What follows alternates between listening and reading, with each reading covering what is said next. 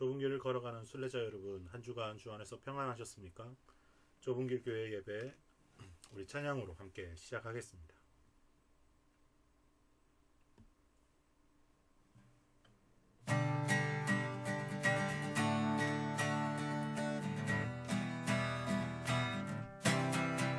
나는 주만 높이리 결코 내 만만치 않네. 세상 모든 원세 모든 영광 십자가 앞에 가버리고 나의 충성과 내 헌신 내 모든 소망 오직 예수. 나무에 달려 죽으신 그분께 오직 우리 주께 내 믿음 소망 찬양 바퀴 없다는 분 오직 나라의 왕께 엎드려 경배하며 모두들이 오직 우리 주께 내 믿음 소망 찬양 바퀴 없다는 분 오직 나라의 왕께 엎드려 경배하며 모두들이 나를 지으시고 아버지 되시며 나를 구원하사 하늘에 상 주신 오직 우리 주님께 나 찬양하리.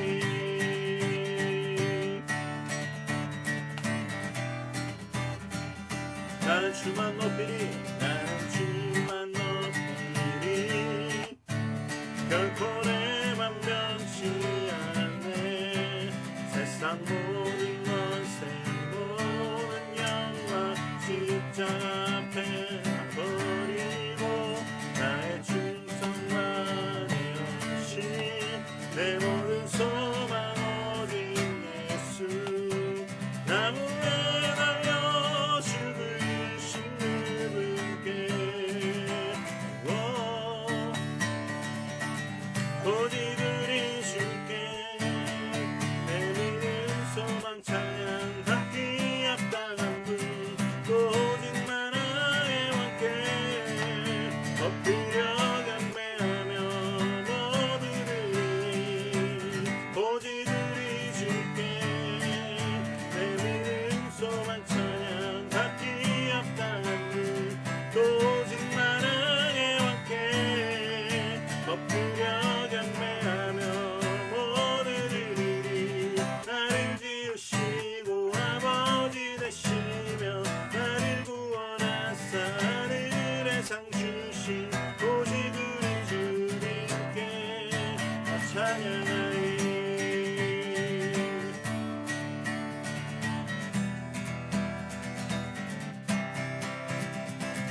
오직 우리 주께 오직 우리 주께 오직 우리 주께 찬양해. 오직 우리 주께 오직 우리 주께 오직 우리 주께 나를 지으시고 아버지 되시며 나를 구원하사 하늘에 상 주신 오직 우리 주님께 나 찬양하리.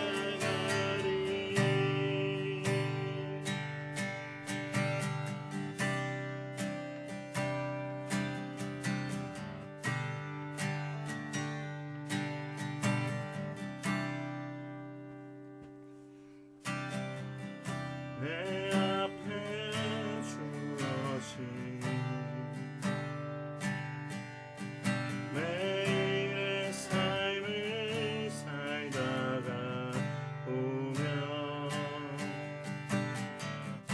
그곳에 나 향한 계획 섭리가 있다네. 매 순간 나에게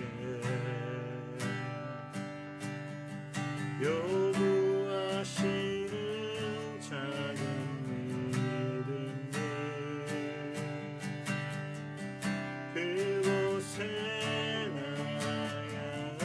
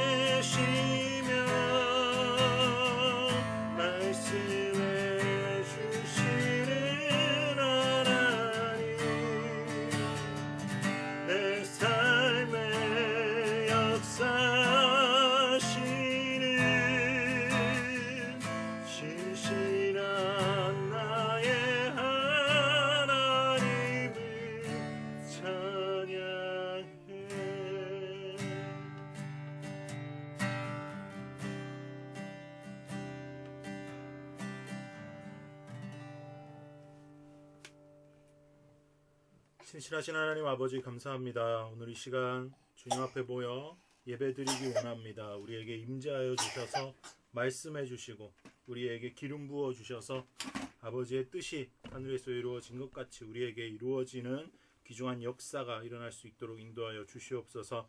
주님, 또한 함께 예배드리는 지체들이 있습니다.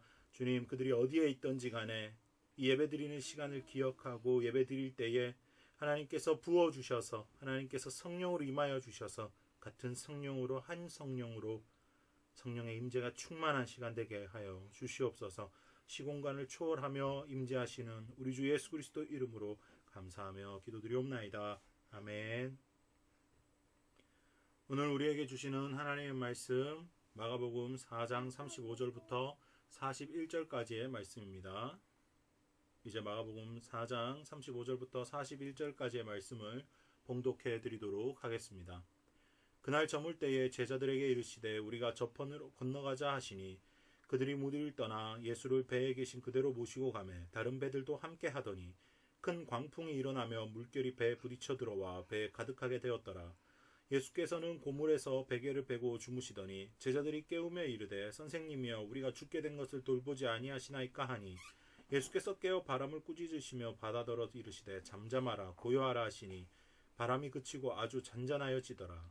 이에 제자들에게 이르시되 어찌하여 이렇게 무서워하느냐 너희가 어찌 믿음이 없느냐 하시니 그들이 심히 두려워하여 서로 말하되 그가 누구이기에 바람과 바다도 순종하는가 하였더라. 아멘. 오늘 본문의 말씀을 통해서 잊지 말아야 할 것이라는 제목으로 하나님의 말씀을 선포하도록 하겠습니다.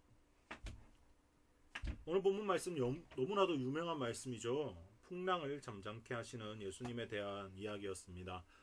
이미 너무나 많은 말씀을 들으셨을 거예요. 이 말씀을 통해서. 그런데 오늘 우리가 또 한번 살펴볼 이야기를 또 진리를 한번 찾아봤으면 좋겠습니다.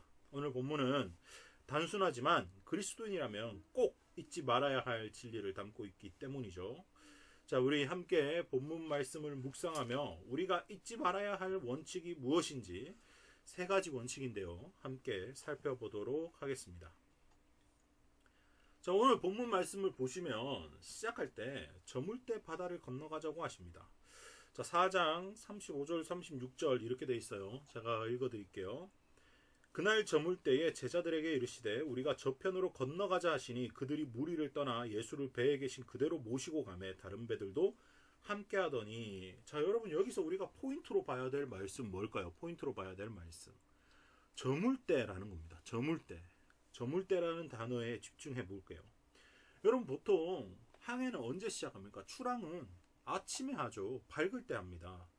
더구나 헤드라이트도 없었던 2000년 전에 갈릴리 바다에서 저물 때, 해가 지고 있을 때 가자라고 하셨어요. 그런데 여기에 숨겨진 의미가 있다라는 겁니다. 예수님께서 건너가자라고 하신 말씀에 제자들이 즉각 순종해요. 그들은 어부였고 밤바닷길에 자신이 있었어요. 밤새 고기 낚는 일을 하던 사람이기 때문이죠. 여러분 요 컨테스트, 요 맥락을 잘 갖고 우리 말씀을 이해해 보도록 할게요. 자, 첫 번째 진리 한번 찾아볼게요. 우리가 잊지 말아야 할 첫 번째 진리를 찾습니다. 비록 밤바다이지만 예수님이 가자고 하셨고 또 밤눈이 밝은 어부 출신들이었기 때문에 문제가 없다라고 생각한 제자들의 모습에서 우리를 발견해야 된다라는 거예요. 자, 예수님께서 가자고 하신 길이 항상 꽃길이 아니다라는 사실이에요. 하나님의 뜻에 순종하는 삶을 산다고 순조로운 삶을 기대해서는 안 된다. 사실 예수님이 가자고 하신 데는 이유가 있겠죠. 예수님이 저물 때 가자라고 하신 이유가 있다라는 거예요. 예수님께서 그 밤에 갈릴리 바다를 건너실 때 풍랑이 일어날 걸 모르셨을까요? 알고 계셨죠. 예수님이 창조자시잖아요. 예수님은 다 알고 계셨어요. 그런데 제자들이 어떻게 반응하는지 보려고 가신 거죠. 제자들은 어떻게 반응했나요? 예수님이 가자고 했으니까 또 해가 저물지만 그래도 예수님이 계시니까 예수님이 가시니까 가자. 단순히 생각하고 간 거예요. 앞으로 일어날 풍랑은 생각하지 않은 채 말입니다. 예수님이 가자고 하셨지만 풍랑이 일어날 수 있다. 이걸 인정하는 게 믿음이에요. 예수님이 함께 내 삶에 계시지만 내 삶의 시련은 언제나 문제는 언제나 닥칠 수 있다. 발생할 수 있다라는 것이 우리가 인정해야 될 삶의 태도라는 것입니다. 이게 첫 번째 진리예요. 자, 그럼 두 번째 진리 뭘까요? 우리가 잊지 말아야 할 것 보겠습니다. 자, 두 번째 포인트는 물이 배에 가득할 때까지라는 포인트인데요. 자, 4장 37절에 이렇게 기록되어 있습니다. 큰 광풍이 일어나며 물결이 배에 부딪혀 들어와 배에 가득하게 되었더라. 갈릴리 바다가 잔잔하죠. 바다가 아니라 호수기 때문인데요. 잔잔한데 어부들이 봤을 때, 제자들이 봤을 때 보면 알잖아요. 아, 지금 저 바다 건너편에, 호수 건너편에 먹구름이 가득 차 있네. 광풍이 일어날 것 같네. 파도가 좀 많이 세게 치네. 라고 판단하면 안 갔겠죠. 그런데 평소와 다름없이 출항할 때는 잔잔했다라는 겁니다. 그런데 갑자기 37절에 큰 광풍이 일어났다라고 돼 있어요. 여기 일어났다라는 헬라어 원어의 뜻이 뭐냐면 갑자기라는 뜻이 숨겨져 있어요. 갑자기 일어난 거예요. 갑자기 일어나서 물결이 배에 부딪혀 들어와서 배에 가득하게 되었다. 대비하지 않은 상황이 발생했다라는 겁니다. 그런데 여러분 여기서 또 주목해야 될 타이밍이 있어요. 어딥니까? 물이 배에 가득하게 될 때까지. 물이 배에 가득하게 될 때까지. 여러분 상식적으로 배가 이제 출항해서 잘 가고 있다. 갑자기 광풍이 일어나면 어떻게 돼요? 눈앞에서 이제 막 비바람이 치고 파도가 높게 치고 이러면 바로 즉각적으로 태세를 갖추고 바로 조치를 취해야 됩니다. 바로 조치를 취하려면 어떻게 해야 돼요? 바로 예수님을 깨워야 되겠죠. 그런데 물이 배에 가득할 때까지라는 말은 제자들이 자신의 경험을 살려서 그동안 만나왔던 광풍들을 생각하면서 물을 퍼냈다라는 거예요. 본인들의 어부의 경험을 살렸다라는 겁니다. 우리가 여기서 절대 잊지 말아야 할 두 번째 진리를 찾는 거죠. 바로 내 모습을 찾는 건데요. 바로 삶의 문제 한가운데 누가 계시다? 예수님이 계시다라는 겁니다. 그리스도인들은 삶의 문제 앞에서 항상 이 진리를 생각해야 돼요. 이 진리가 생각해야 되는 이유가 뭡니까? 내 방법대로, 제자들처럼 내 경험대로, 내 생각대로 해보고 나서 안 되면 예수님께 나아가는 거. 오늘 제자들은 그렇게 했죠. 그런데 안 나가는 것보다는 좋습니다만 이는 교만의 죄를 범하는 것과 같아요. 예수님으로부터 믿음이 없다는 평가를 들을 수 있다라는 말입니다. 자, 삶의 문제를 만났을 때 예수님이 누구신지 아는 것이 중요합니다. 예수님에게 나는 어떤 존재인지, 나에게 예수님은 어떤 존재인지를 생각한다면 그 문제는 예수님에게 달려있다는 것을 깨닫게 되면 전적으로 예수님을 의지할 수 있게 된다는 거예요. 여러분 정말 중요한 키포인트입니다. 예수님에게 나는 어떤 존재입니까? 십자가에 달려 돌아가실 만큼, 나 대신에 죽어주실 만큼 그렇게 내가 귀한 존재라는 거예요. 나에게 예수님은 어떤 존재입니까? 그 전부죠. 내 삶의 전부입니다. 내가 살아가는 이유예요. 내가 숨쉬고 먹고 자고 하는 모든 이유가 예수님 때문이다 라는 거죠. 둘이 똑같아요. 예수님도 나 때문에, 나도 예수님 때문에. 예수님 날 위해 죽으셨지만 나는 예수님 위해서 사는 거예요. 그걸 생각한다면 내 삶에 어떤 문제가 와도 그 문제보다 크신 예수님을 바라볼 수 있다라는 겁니다. 전적으로 예수님을 의지해야 된다라는 거죠. 이게 삶의 두 번째 원칙, 우리가 잊지 말아야 될 진리였습니다. 자, 이제 세 번째로 갈 건데요. 예수님을 제대로 경험하라 라는 것이죠. 제대로 경험하라. 자, 40절에 41절 이렇게 말씀하십니다. 이에 제자들이 이르시되, 자, 이제 예수님이 풍랑을 잠재운 후에요. 제자들이 깜짝 놀란 거예요. 어찌하여 이분이 누구시지? 막 이러는 거예요. 제자들이 막 무서워하니까 예수님 말씀하십니다. 어찌하여 이렇게 무서워하느냐? 너희가 어찌 믿음이 없느냐? 그들이 서로 심히 두려워하며 서로 말하되, 야, 그가 누구이기에 바람과 바다도 순종하는가? 완전 쇼크를 먹은 거예요. 예수님이 누구인지 제대로 몰랐다라는 거예요. 예수님이 기적을 좀 베풀고 예수님 병자 고치는 그런 선지자 정도로만, 선생님으로만 생각한 거죠. 오늘 본문에도 제자들이 예수님을 깨울 때 뭐라고 불러요? 선생님이여 라고 불러요. 선생님이여, 랍비여 라고 부른 거예요. 구세주, 메시아, 하나님의 아들이라는 인식이 없다라는 겁니다. 참 안타까운 상태예요. 여러분 여기서 우리가 중요하게 생각해야 될 시점을 생각해요. 제자들이 예수님과 먹고 지낸 지가 꽤 지났어요. 그죠? 우리 시간대는 우리 정확하게 측정할 수 없지만 벌써 4장이 지나갔잖아요. 이 4장까지 지나는 동안 얼마나 많은 시간이 지났어요. 그럼에도 불구하고 예수님이 누구인지 아직 정확히 모르고 있다라는 겁니다. 여러분 여기서 우리가 중요하게 생각해야 될 거 뭡니까? 절대 잊지 말아야 할 세 번째 진리. 예수님과 교제의 깊이는 끝이 없다라는 겁니다. 어제의 수준에 만족하지 말라라는 겁니다. 내가 교회 다니고 내가 예배 드린다고 해서 예수님을 제대로 알 수 있다라고 단언할 수 없다라는 거예요. 예수님과 먹고 잔 제자들도 예수님이 누군지 이때는 아직 몰랐다고요. 더 알아가야 한다고요. 그래서 나는 어제의 믿음에 만족하지 말라. 나는 오늘의 믿음에 만족하지 않는 것. 나는 더 예수님과 친밀함을 누리는 삶으로 나아가야 한다라는 겁니다. 나는 예수님에 대해서 얼마나 알고 있습니까? 제자들처럼 함께 있다고 해서 예수님에 대해서 다 아는 것이 아닌 것처럼 예배드리고 교회 다닌다고 해서 모두가 예수님과 친밀한 관계, 예수님이 누구시다라고 말할 수 있는 관계가 아니다라는 거예요.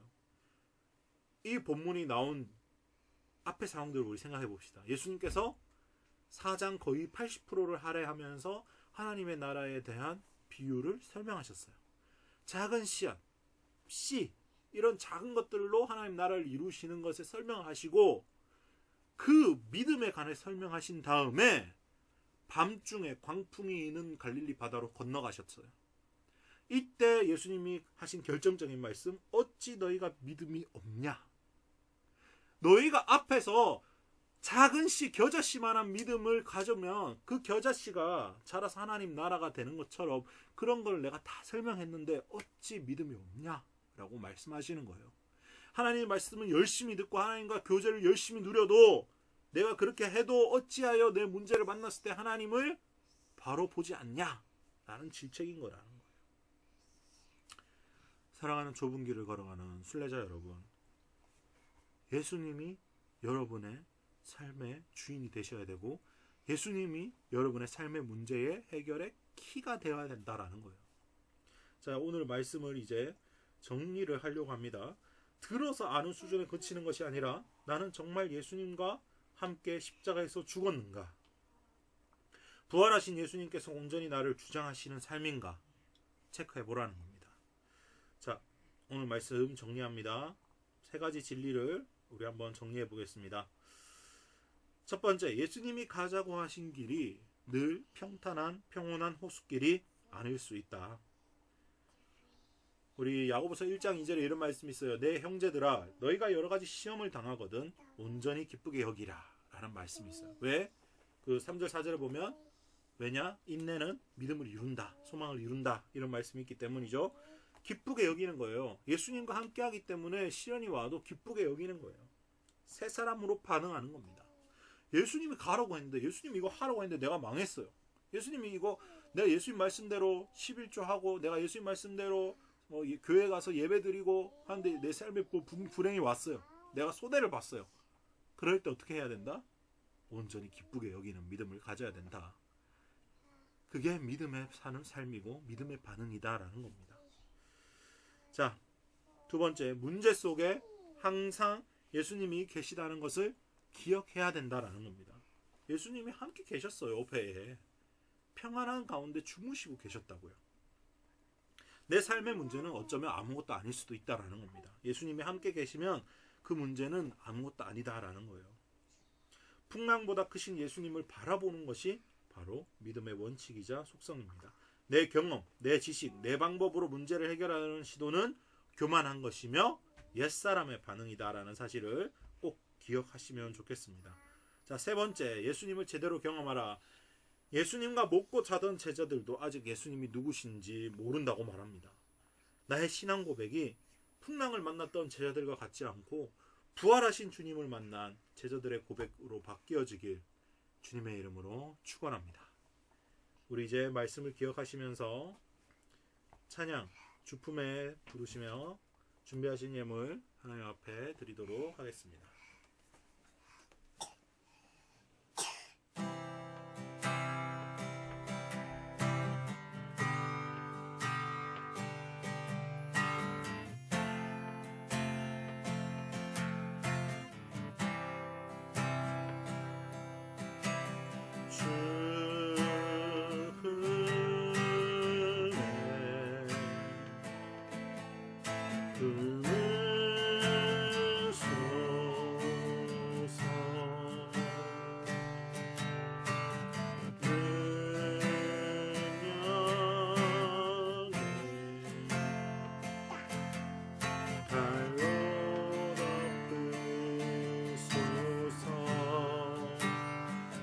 거친 파도 날 향해 와도 주와 함께 나오르리.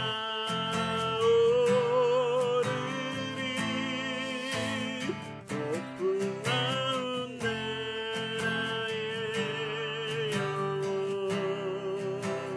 잠잠하게 주를 보리라.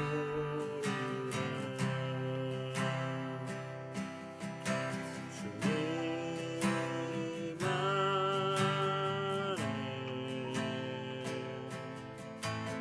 나거하리.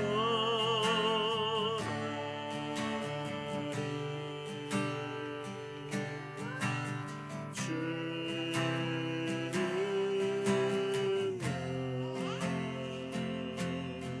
나 잠잠히 있네. 거친 파도 날 향해 와도 주와 함께 나오리.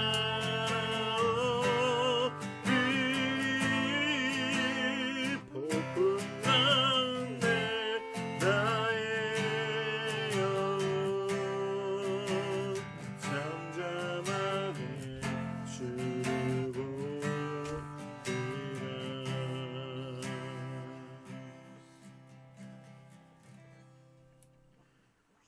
사랑의 하나님 아버지, 감사합니다. 오늘 풍랑을 잠잠케 하신 예수님의 말씀을 통하여서 우리의 믿음을 점검했습니다. 우리가 꼭 잊지 말아야 할 세 가지 원칙과 진리를 깨닫게 하시니 감사드립니다. 하나님, 우리가 이 진리를 깨닫고 새 사람으로 반응하길 원합니다.